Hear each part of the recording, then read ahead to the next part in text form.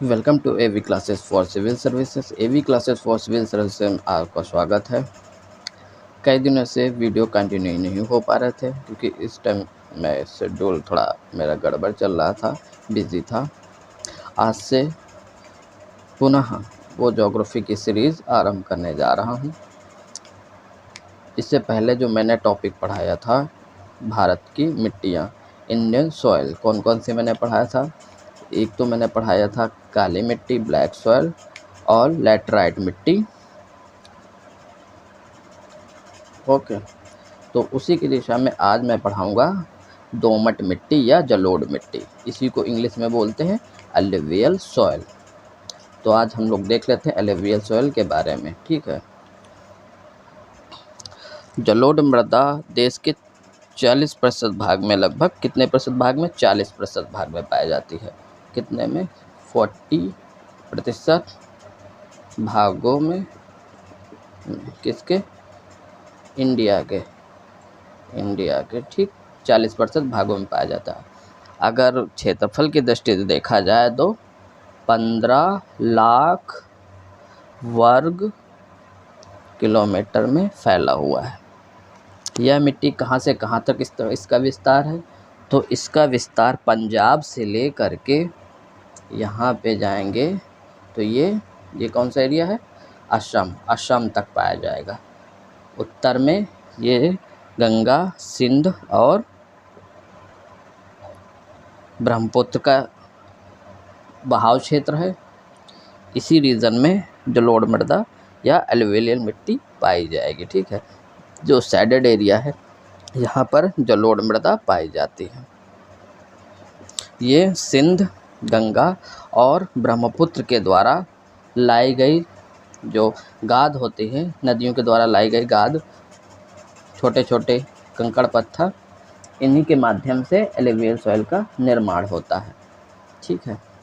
अब हम देख लेते हैं ये इधर भी, ये थोड़ा पूर्वी राजस्थान में और गुजरात के रन ऑफ कच्छ में भी पाया जाता है। दिस एरिया, ठीक है, इस एरिया में भी ये पाया जाता है।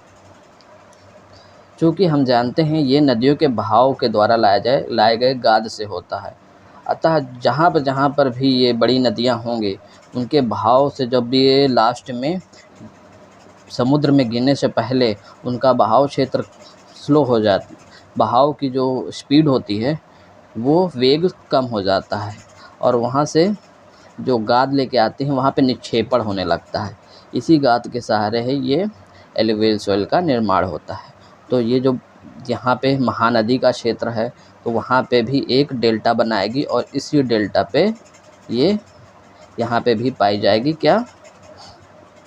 एलुवियल सॉइल या जलोढ़ मृदा, जो कि बहुत उपजाऊ होती है। ठीक है। और इसी तरह ये पूरा क्षेत्र लगभग एलुवियल सॉइल पाया जाएगा। ओके, क्योंकि यहाँ पे कई नदियाँ आके, जैसे कृष्णा, कावेरी और गोदावरी, ये सब नदियाँ आके यहाँ पे गाद का निक्षेपण करेंगे। ठीक है।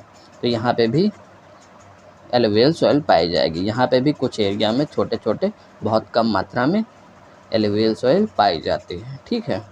तो इतना हो गया। यहाँ हम देख लेते हैं कौन कौन से राज्य हैं जहाँ पे एलुवियल सॉइल पाई जाएगी। ठीक है। तो पंजाब में एलुवियल सॉइल पाई जाएगी। Haryana, okay, Delhi, Uttar Pradesh, Madhya Pradesh, MP, okay, Rajasthan, Bihar, Jharkhand, okay, और वेस्ट बंगाल, उड़ीसा,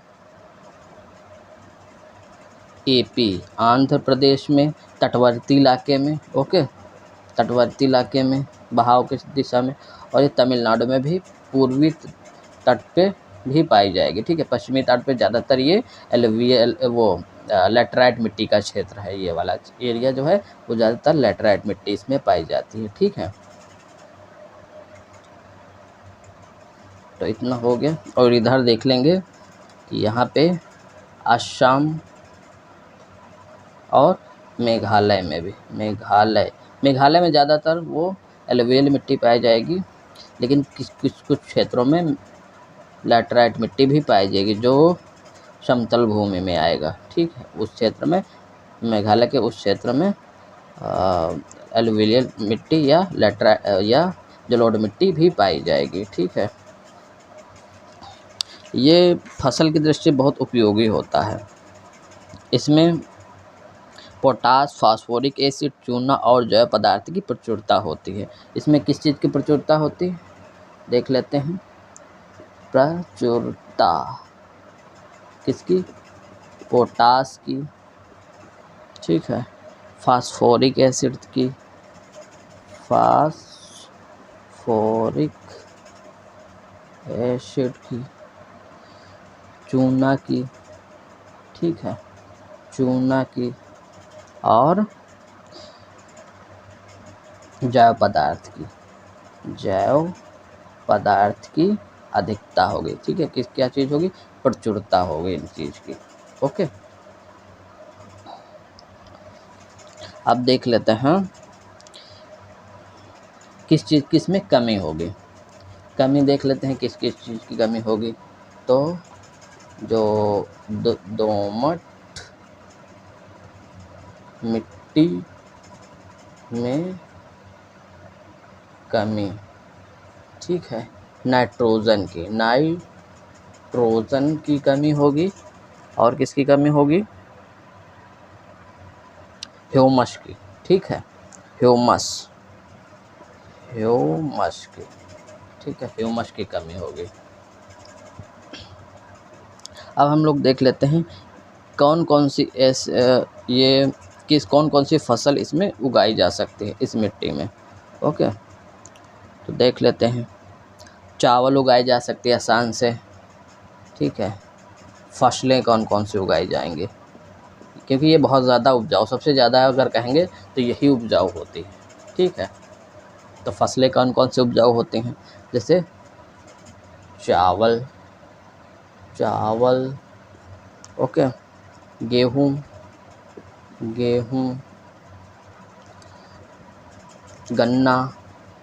गन्ना, जूट, मक्का, कपास,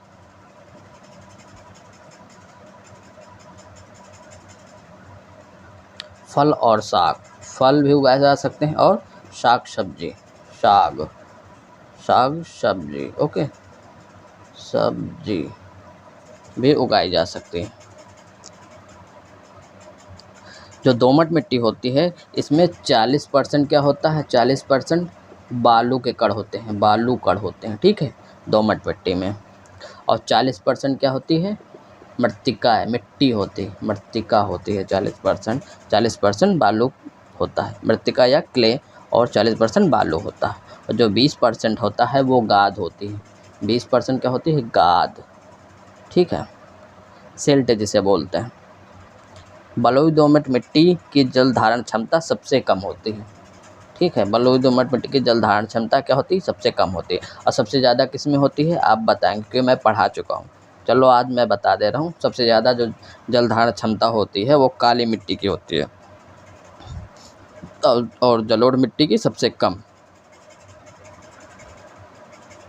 इसकी जल धारण क्षमता कम क्यों होती है? क्योंकि इसमें रवे की मात्रा भारी मात्रा में एवं बड़े होते हैं। रवे इसमें भारी मात्रा में होते हैं, रवे क्योंकि बड़े बड़े होते हैं तो जल सोख नहीं पाते हैं, इसलिए जल धारण क्षमता इसमें कम हो जाती है। ठीक है, चलो अब देख लेते हैं जलोढ़ मिट्टी को कितने भागों में बांटा जा सकता है। ठीक है, जलोढ़ मिट्टी को कितने भागों में बांटा जा सकता है? ठीक है, भागों में विभाजित। किसको? जलोढ़ मृदा को। ठीक है, कितने भागों में विभाजित किया जाएगा? उत्तर से दक्षिण की तरफ आएंगे, ठीक है। भाभर, पहले यहाँ पे जैसे ऊपर आएंगे, ये हिमालय है, हिमालय की गिरिपाद है, उसके जस्ट नीचे क्या आएगा, भाभर आएगा, भाभर, ठीक है। क्या आएगा, भाभर। भाभर लिखोगे या तो भाबर लिख सकते हैं, कहीं कहीं भाभर होता है, कहीं कहीं भाबर होता है, ओके, दोनों सही है। उसके बाद क्या आएगा, प्राचीन जलोढ़ या बांगर। उसके बाद जस्ट नीचे आएंगे तो प्राचीन जलोढ़ आएगा, प्राचीन जलोढ़ या बांगर भी बोलते हैं, बांगर, ठीक है। उसके जस्ट नीचे आएंगे तो उसके बाद आएगा नवीन जलोढ़, नवीन जलोढ़, ठीक है। इसे बोलेंगे खादर, खादर, ठीक है। उसके बाद क्या आएगी, तराई आएगी, और तराई के दोनों तरफ क्या होगा, नवीन जलोढ़ होगा। इसी तरह दक्षिण में भी होगा। उसके बाद बांगर होगा, प्राचीन जलोढ़, ठीक है। तो इस तरह से होता है, सबसे ऊपर हिमालय गिरिपाद होगा, उसके बाद भाबर होगा, उसके बाद बांगर होगा, उसके बाद खादर होगा, उसके बाद तराई आएगी, ठीक है। तो इस तरह से इसका विभाजित किया जाता है। ये एग्ज़ाम में भी पूछा जाता है, उत्तर से दक्षिण की ओर सजाओ। सबसे पहले भाबर आएगा, क्योंकि इसमें जो हिमालय है उसकी गिरिपाद से नीचे आएगी जब पानी, तो यहाँ पे बड़े बड़े पत्थरों में समा जाएगी, मतलब विलुप्त हो जाती है नदियाँ।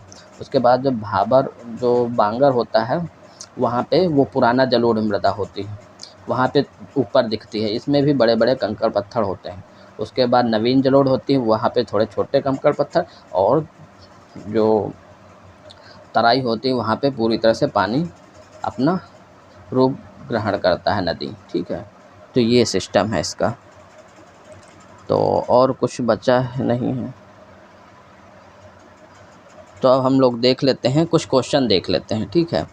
जैसे पूछ लेता है सबसे अधिक मृदा उपजाऊ कौन कौन से हैं, तो इसमें कुछ पूछ लेगा, जैसे लाल मृदा, काली मृदा, जलोढ़ मृदा, चूनेदार मृदा, ठीक है। तो इसमें कौन सा में लगाएंगे, जलोढ़ मृदा, क्योंकि सबसे ज़्यादा उपजाऊ कौन होगी, जलोढ़ मृदा ही होगी, ठीक है। और पूछ लेता है भारत में सबसे बड़ा मिट्टी का वर्ग कौन सा है, तो कौन सा है, कछारी मृदा। कछारी को ही जलोढ़ मृदा भी बोलते हैं, ठीक है। इसी को ही जलोढ़ मृदा बोलते हैं, और दोमट मृदा भी बोलते हैं, एलुवियल मृदा भी बोलते हैं, ठीक है। यह देश के 40% भागों में पाया जाता है और 15 लाख वर्ग किलोमीटर में फैला है, ठीक है। और पूछ लेगा, जैसे गंगा मैदान की पुरानी कछारी मिट्टी कहलाती है, गंगा मैदान की पुरानी कछारी मिट्टी कहलाती है, क्या कहलाती है, बांगर, ठीक है। अच्छा, मैं इसको अपने कम्युनिटी सिस्टम में मैं डाल दूंगा, उसमें आप आंसर करिएगा, ठीक है। ये कुछ क्वेश्चन मैं बताऊंगा, उसको आप वोट करिएगा। ओके, आज इतना ही, थैंक यू सो मच।